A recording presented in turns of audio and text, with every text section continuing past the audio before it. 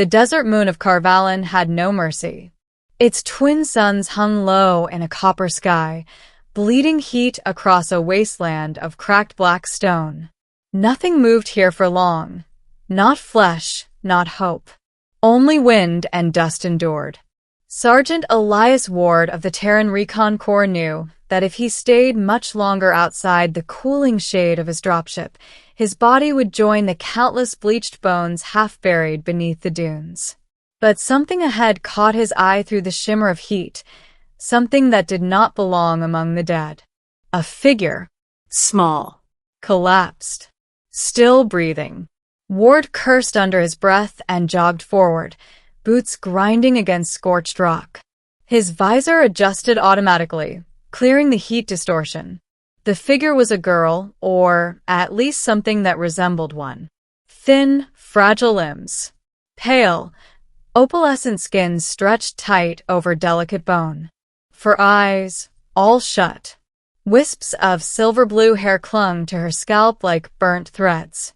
A torn robe fluttered weakly in the hot wind. Alien. Ward's orders were simple. Survey the abandoned Karu settlement. Retrieve intel. Avoid contact with local species. Extraction in 3 hours. But no order in the Terran Corps said let a child die. He knelt beside her. Her skin was blistered. Breathing shallow. A faint rhythmic hum pulsed from beneath her sternum, some kind of biological resonance. Ward lifted her carefully. She weighed almost nothing. "Hang in there, kid," he muttered, turning toward the dropship. Behind him, the empty ruins of the Karu city stretched toward the horizon, silent, watching. As if the planet itself knew he had just broken a rule older than war. When the girl woke, she screamed. Ward barely dodged as a wave of shimmering force erupted from her body, blasting medical instruments across the dropship cabin. Warning lights flickered. Gravity stuttered. Ward hit the wall hard. The girl levitated above the med table, eyes blazing white-blue. Strange glyphs spun in the air around her, like burning script in a language that never existed. Ward raised his hand slowly. "Easy. Easy. You're safe." The glyphs wavered. The light dimmed. She collapsed back onto the bed, panting. Ward approached cautiously. "You're aboard a Terran ship. My name is Elias Ward. I found you outside in the desert. You were dying." She stared at him with 4 frightened eyes. Then she spoke. "I was already dead." Her voice was melodic but fractured, as if each word traveled through time before reaching him. Ward frowned. "Well, you're not now." She looked down at her thin hands. Trembling. "The forsaking had begun. My people cast me out to the sun. I was meant to fade." Ward grabbed a chair and sat beside her bed. "You're gonna need to explain that." She hesitated, then whispered, "My name is Leary of the Karu." Over the next hour, Leary told him everything. The Karu were a species of energy-bound consciousness housed in delicate physical vessels. They lived by resonance, each mind connected to the others through harmonic waves. A collective song of thought. To them, individuality was an illness. But Leary was born different. She could not join the song. Her mind existed alone, silent, unreachable by others of her kind. A defect. A curse. So the Karu elders declared the right of forsaking. Those who could not join the collective were exiled to the desert to perish, so their dissonance would not infect the harmony of the whole. "They called me broken," Leary said, voice hollow. "I was 7 cycles old. I asked why I could think alone. They had no answer, only fear." Ward listened quietly, anger simmering beneath his calm exterior.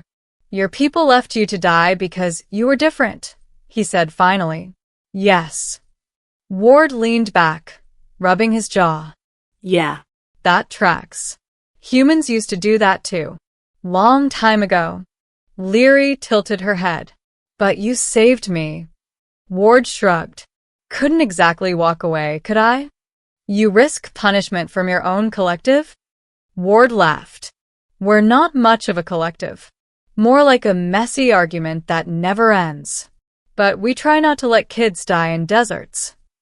For the first time, Leary's lips curved into something like a smile. The dropship's computer interrupted them. Unidentified Caro energy signatures detected approaching. Ward cursed softly. They found us. Leary's eyes widened. They will retrieve me. Complete the rite. Not happening, Ward said.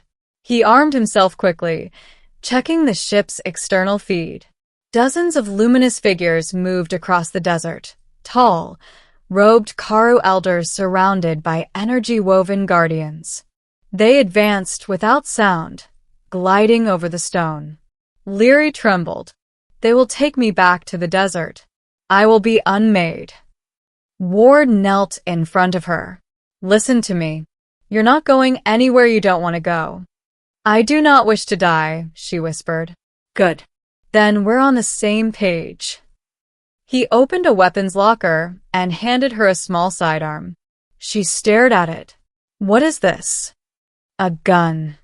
I do not know how to. You point it at something you don't want alive anymore and pull the trigger. Her grip was shaky. I do not want anyone to die. Ward gave a grim smile. Kid, neither do I. But sometimes the universe doesn't give you better choices. The ship shuddered as an energy blast struck the hull. The lights flickered. Ward pushed Leary behind cover. Stay here. He stepped to the hatch and opened it just enough to fire. A volley of plasma bolts met the approaching guardians. Energy shields flared. The Caro advanced, unstoppable and serene. Then Leary screamed. A wave of harmonic force burst from her, stronger than before. The air turned liquid light. The guardians shattered like glass, dissolving into glittering dust. The elders stumbled, their glowing forms flickering. Ward stared in awe. Leary floated above the floor again, eyes blazing. I will not be forsaken, she said. The elders tried to speak, but their collective voice fractured into static. Their unity, their greatest strength, became their weakness. Leary's solitary resonance tore through them like a blade. When the light faded, the desert outside was still. No elders. No guardians. Only wind. Leary dropped to the floor unconscious. Ward caught her before she hit. Hours later, she awoke beneath a blanket. Ward sat nearby, nursing a cup of synthesized coffee. You saved yourself, he said. Leary looked toward the window. The twin suns were setting, turning the desert blood red. My people are gone, she whispered. Ward hesitated. They tried to kill you. Yes. But they were all I knew. Ward sat beside her. You've got a choice now. You can come with me. There's room in human space for someone who doesn't fit where they came from. She turned her 4 eyes toward him. Your species will not fear me? One among them. Some will. Ward admitted. Humans are great at being stupid, but plenty will see you as what you are. A person. She considered this. I am dissonance among my people. Perhaps I will be harmony among yours. Ward smiled. That's a hell of a way to put it. The ship's navigation chimed. Extraction time. Ward offered his hand. Come on, Leary. Let's get you a future. She placed her small hand in his. And for the first time in her life, she chose her own path. Months later, on a Terran colony world beneath green skies, Leary stood on a hill overlooking a city of steel and glass. Children played in the grass below. Some stared at her strange form with curiosity. A few waved. She waved back. Ward stood beside her. You doing okay? He asked. Yes, she said softly. I still hear no song. But the silence is no longer frightening. Ward chuckled. Welcome to being human adjacent. She turned toward him. Why did you save me, Elias Ward? He thought for a moment. Because someone once saved me when I didn't deserve it. And because no kid deserves to die just for being different. Leary looked at the horizon. Then perhaps your species is not chaotic noise after all. Ward grinned. Oh, we absolutely are. But sometimes noise makes new music. She smiled. In the distance, the wind carried no song of a collective mind. Only the laughter of children, the rhythm of a city, the hum of ships coming and going, a universe full of voices. And for the first time, Leary was not Al.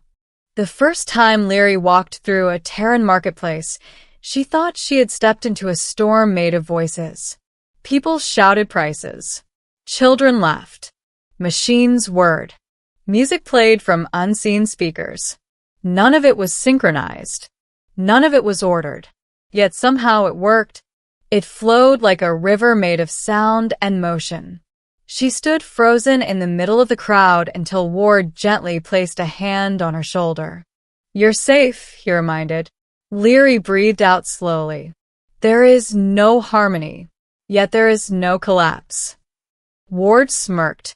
Welcome to humanity. Weeks passed, then months. Leary learned Terran languages. She learned to eat human food, though she still found the concept of chewing strange. She learned that humans argued constantly, but still stood together when it mattered. She learned that individuality was not a sickness here, it was celebrated. But sometimes, at night, she sat alone on the roof of their habitation block, gazing at the stars. She wondered if any of her people remained somewhere out there. If any Kara minds drifted in silence after the collapse of their collective. If they cursed her name. One night, Ward joined her, carrying 2 cups of hot synth tea. He handed one to her and sat beside her.